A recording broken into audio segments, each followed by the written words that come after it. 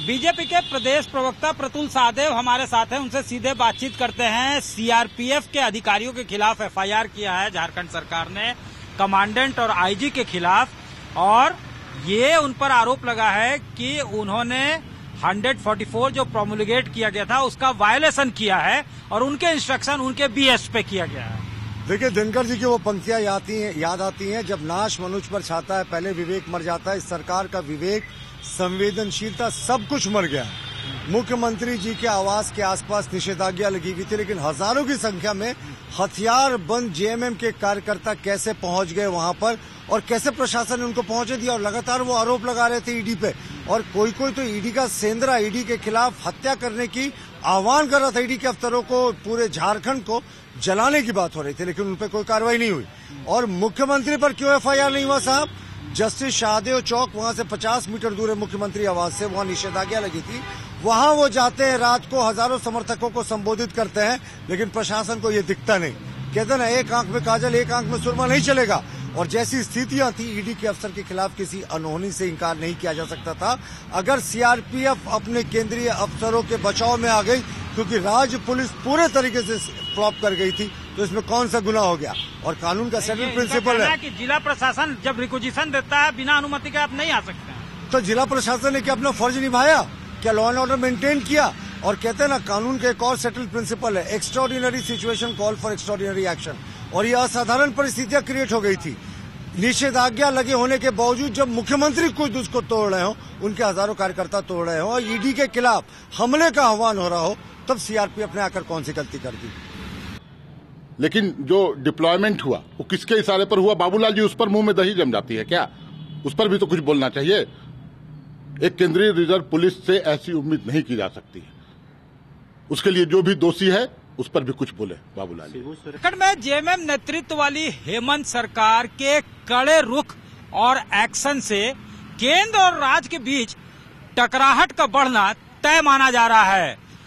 झारखंड सरकार ने सीआरपीएफ के खिलाफ इस गोंदा थाना में एफआईआर दर्ज किया है। सीआरपीएफ के आईजी और कमांडेंट दोनों के खिलाफ धारा 144 के वायलेशन में एक एफआईआर रजिस्टर किया गया है। अलग अलग धाराओं के तहत, इंडियन आईपीसी के तहत धारा 143, 188 और 353 के वायलेशन के तहत केस रजिस्टर किया गया है और एफआईआर दर्ज करवाया है रांची के सीओ मुंशी राम ने, जो कि 20 जनवरी को, जिस दिन हेमंत सोरेन से ईडी पूछताछ करने आई थी लैंड स्कैम मामले में, उस दिन बतौर मजिस्ट्रेट मौजूद थे। अब उन्होंने जो शिकायत दर्ज करवाई है, एफआईआर दर्ज करवाया है, उसमें यह कंटेंट लिखा है कि अचानक से 2:30 बजे ये पूरा इलाका जो है मुख्यमंत्री आवास का इलाका है, सीएम सेक्रेटेरिएट यहीं पे है, आप देख सकते हैं। वहां जो हमारे ठीक बाएं तरफ लिखा हुआ है मुख्यमंत्री आवास, तो आप यहाँ पे देखिए कि ये पूरा इलाका जो है उसमें धारा 144 उस वक्त लगा हुआ था 20 जनवरी को, जब पूछताछ हो रही थी मुख्यमंत्री से लैंड स्कैम मामले में।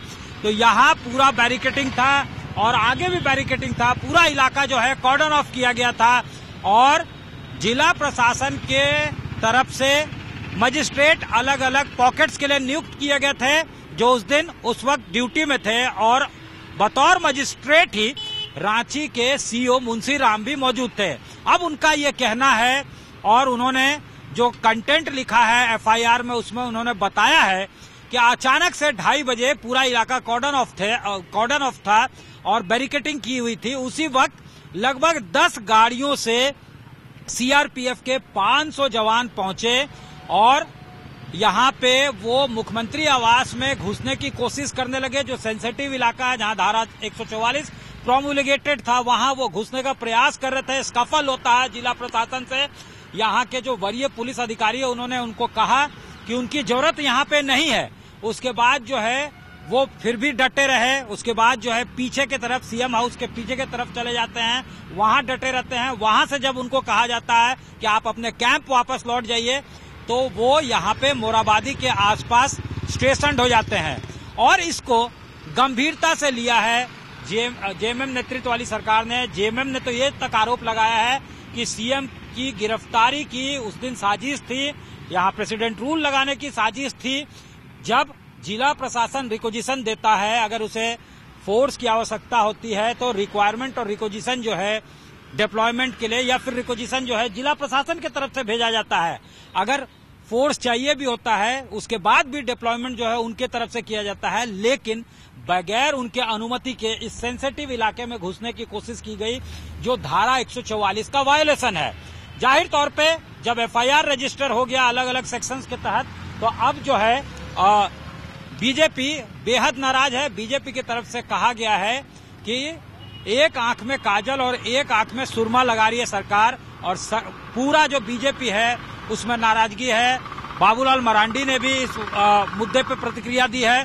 साथ ही साथ ये कहा गया है कि आखिर जब 144 लगा हुआ था तो जेएमएम के कार्यकर्ता तीर धनुष लेकर इस सेंसिटिव इलाके में कैसे पहुंचे थे, और फिर सीआरपीएफ के ऊपर क्यों जो है एफआईआर किया गया है। बार बार उनके कार्यकर्ताओं की तरफ से ये धमकी दी जा रही थी कि सेंद्रा कर दिया जाएगा। सेंद्रा यहाँ का लोकल वर्ड है, यानी ये कहा जा रहा था कि उनके ऊपर हमला किया जाएगा। अब जो है ये इस तरह के भी बयान आए थे कि तीर धनुष से हमला किया जाएगा, उनको छोड़ा नहीं जाएगा।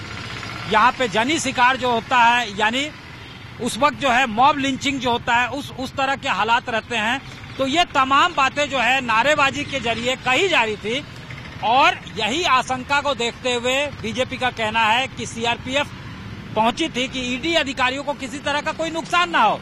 इस बैकड्रॉप में कि बंगाल में भी इस तरह की घटनाएं, स्टोन पेल्टिंग की घटना जो है हो चुकी थी, तो यहाँ पे भी जिस तरह से कहा जा रहा था ट्राइबल ऑर्गेनाइजेशंस के द्वारा जो हेमंत सोरेन के पक्ष में थे, सॉलिडारिटी एक्सप्रेस करने के लिए आए थे, समर्थन देने के लिए आए थे कि जहरीली तीर धनुष से वहां पे सिर्फ पत्थरबाजी हुई है, यहाँ पे तीर धनुष का इस्तेमाल किया जाएगा। तो ये तमाम बातें कही जा रही थी, इसीलिए सीआरपीएफ आई। लेकिन जेएमएम का साफ तौर से कहना है कि किसी भी हाल में जब तक जिला प्रशासन कोई रिक्वेजिशन ना दे, कोई रिक्वायरमेंट ना भेजे, आखिर सेंट्रल पैरामिलिट्री फोर्स जो है सीआरपीएफ की टुकड़ी हो या कोई अन्य जो है टुकड़ी हो, वो कैसे जो है अपने से किसी एक्शन में आ सकती है।